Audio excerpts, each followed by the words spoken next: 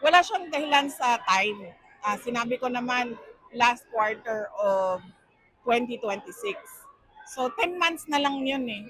In fact, less than 10 months kasi last quarter is October magsisimula eh. Diba? So less than 10 months na lang yun. Less than 10 months na lang yun. Wala nang diferensya yun actually. Kung oras ang pag-uusapan.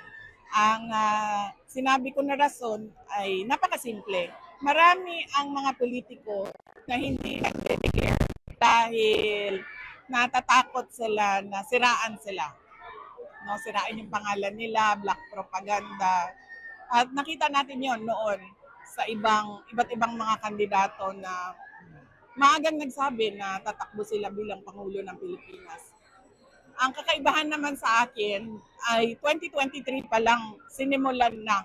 Inassume na ng lahat na tatakbo akong Pangulo at sinimulan na nila yung pagsira sa pangalan ko. So bakit ko pa ba i-delay yung pagsabi na tatakbo ako kung nakapag-desisyon na ako?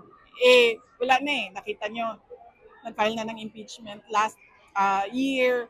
Tapos nag-file na naman ng impeachment ngayon. At makita ninyo sa timeline, nagsimula lahat 2023 pa lang sa paninira at sa ano man tawag niya, demolition job.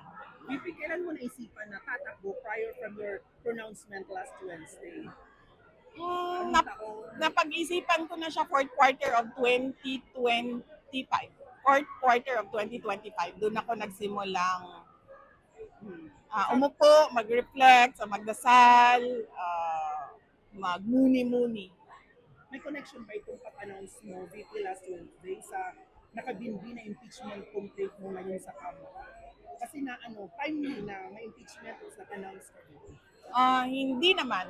Kasi last year, nandiyan na yung impeachment eh. 'Di ba? Nandiyan na yung impeachment, pero hindi pa ako nakapag-desisyon noon. Next year, kung hindi man matuloy ngayong taon ng impeachment, 2026, next year, sigurado ko nandiyan na naman ulit yung impeachment. Kasi plano na yan ng administrasyon eh. Ang ginagawa ng administrasyon ay pinapatahimik nila lahat ng mga tao na nagsasabi ng totoo sa patungkol sa kanilang kakulangan at sa kanilang kawalan ng aksyon sa mga problema ng bayan.